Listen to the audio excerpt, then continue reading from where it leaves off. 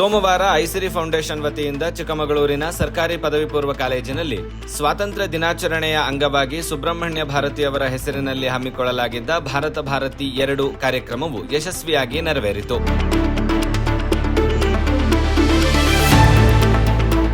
ಈ ಕಾರ್ಯಕ್ರಮದಲ್ಲಿ ವಿದ್ಯಾರ್ಥಿಗಳಿಗೆ ರಂಗೋಲಿ ಹಾಗೂ ಗಾಯನ ಸ್ಪರ್ಧೆಗಳನ್ನು ಏರ್ಪಡಿಸಲಾಗಿತ್ತು. ಈ ಸ್ಪರ್ಧೆಯಲ್ಲಿ ವಿಜೇತರಾದವರಿಗೆ ಪ್ರಶಸ್ತಿಗಳನ್ನು ಹಾಗೂ ಭಾಗವಹಿಸಿದವರಿಗೆ ಅಭಿನಂದನಾ ಪತ್ರಗಳನ್ನು ನೀಡಲಾಯಿತು. ಕಾರ್ಯಕ್ರಮದಲ್ಲಿ ಪ್ರತಿಭಾನಂದ ಕುಮಾರ್ ಮಾತನಾಡಿ, ನಮಗೆ ಸ್ವಾತಂತ್ರ್ಯ ಸುಮ್ಮನೆ ಸಿಕ್ಕಿಲ್ಲ, ಲಕ್ಷಾಂತರ ಜನರ ತ್ಯಾಗ ಬಲಿದಾನದಿಂದ ಸಿಕ್ಕಿದೆ.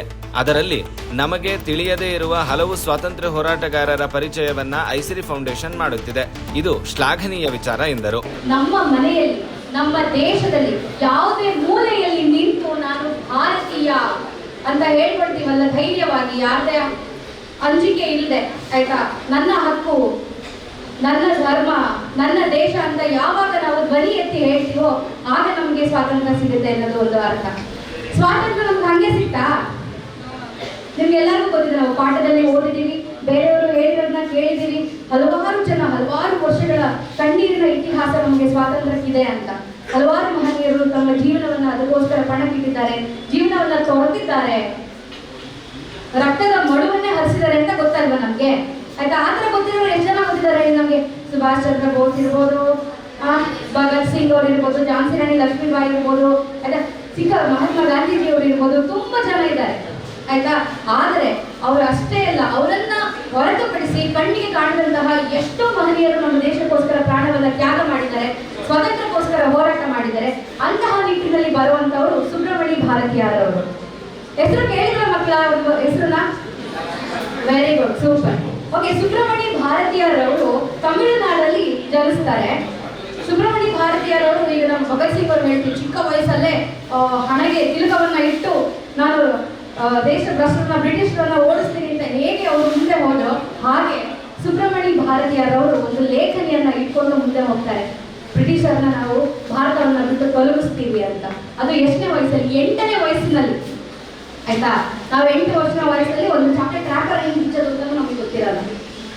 ಆ 8ನೇ ವಯಸ್ಸಿಗೆ ಅವರು ನಮ್ಮ ಸ್ವತಂತ್ರಕ್ಕೋಸ್ಕರ ಹೋರಾಟ ಮಾಡ್ತೀನಿ ಅಂತ ಹೋಗ್ತಾರೆ ಅಲ್ವಾ? ಬಾಯ್ಸ್ 8ನೇ ವಯಸ್ಸಿಗೆ ಹೋಗ್ತಾರೆ. ನೀವೀಗ ಜೂನಿಯರ್ ಕಾಲೇಜಲ್ಲಿ ಫಸ್ಟ್ PU ಸೆಕೆಂಡ್ PU ಓದ್ತಾ ಇದ್ದೀರಾ. ಸೊ ಅವ್ರ ಜ್ಞಾನ ಎಷ್ಟಿತ್ತು ಅಂತ ಹೇಳಿದ್ರೆ 8, 9, 10ನೇ ವಯಸ್ಸಿಗೆನೆ ಹಲವಾರು ಗ್ರಂಥಗಳನ್ನ ಓದ್ಕೊಂಡಿದ್ರು, ಲೇಖನದಲ್ಲಿ ತುಂಬಾ ಪ್ರಸಿದ್ಧಿಯನ್ನ ಪಡೆದಿದ್ರು. ಅವರ ಜ್ಞಾನ ಭಂಡಾರವನ್ನ ನೋಡಿ ಎಟ್ಟಾಪುರಂ ಎನ್ನುವ ಒಂದು ರಾಜ್ಯದ ರಾಜರು ಅವರಿಗೆ ಭಾರತಿ ಅನ್ನೋ ಒಂದು ಬಿರುದನ್ನ ಕೊಡ್ತಾರೆ. ಭಾರತಿ ಅಂತಂದ್ರೆ ಜ್ಞಾನದ ಭಂಡಾರ ಅಂತ ಅರ್ಥ. ರಾಜರೇ ಅವರಿಗೆ ಭಾರತಿ ಅನ್ನೋ ಒಂದು ಬಿರುದು ಕೊಡ್ತಾರೆ ಅಂತಂದ್ರೆ ಅವರ ಜ್ಞಾನ ಎಷ್ಟರ ಮಟ್ಟಿಗಿರಬೇಕು. ಅವರು ಬ್ರಿಟಿಷರನ್ನ ಭಾರತದಿಂದ ಓಡಿಸ್ಲಿಕ್ಕೋಸ್ಕರ ತಮ್ಮ ಲೇಖನಿಯನ್ನ ಇಟ್ಕೊಳ್ತಾರೆ. ಪ್ರತಿಯೊಂದು ಹಾಡುಗಳನ್ನ, ಸಾಹಿತ್ಯಗಳನ್ನ ಬರೆಯಕ್ಕೆ ಶುರು ಮಾಡ್ತಾರೆ. ಆ ಸಾಹಿತ್ಯ ಹೇಗಿತ್ತು ಅಂತಂದ್ರೆ ಬ್ರಿಟಿಷರನ್ನ ನಡಗಿಸಿತ್ತು. ಅವ್ರು ಬರೆದಿರೋ ಹಾಡುಗಳನ್ನ ಅಥವಾ ಸಾಲನ್ನ ಕೇಳಿದ್ರೆ ಬ್ರಿಟಿಷ್ಗೆ ಹೆದರಿಕೆ ಆಗ್ತಿತ್ತಂತೆ. ಯಪ್ಪ, ಎಲ್ಲಿಂದ ಇರ್ತೀನ, ಯಾವಾಗ ಬಂದು ಏನೇನೋ ಬರೀತಾ ಇದ್ದಾನೆ ಅಂತ. ನಮಗೆ ಗೊತ್ತು ಅಲ್ವಾ, ಈಗ ಒಂದು ಕತ್ತಿ ಇಟ್ಕೊಂಡು ಹೊಡೆದಾಡಿದ್ರೆ ಒಂದ್ಸತಿ ಒಂದು 10 ಜನ ಸಾಯ್ಬೋದು, ಆಯ್ತಾ? ಈ ಕಾರ್ಯಕ್ರಮದಲ್ಲಿ ಅಧ್ಯಕ್ಷರಾಗಿ ವಿರೂಪಾಕ್ಷ ಜಿಬಿ, ಮುಖ್ಯ ಅತಿಥಿಗಳಾಗಿ ರಫೀಕ್ ಅಹಮದ್ ಹಾಗೂ ಐಸಿರಿ ಫೌಂಡೇಶನ್ನ ಅಧ್ಯಕ್ಷರಾದ ರೋಹನ್ ಭಾರ್ಗವಪುರಿ ಸೇರಿದಂತೆ 100 ಜನ ವಿದ್ಯಾರ್ಥಿನಿಯರು ಉಪಸ್ಥಿತರಿದ್ದರು.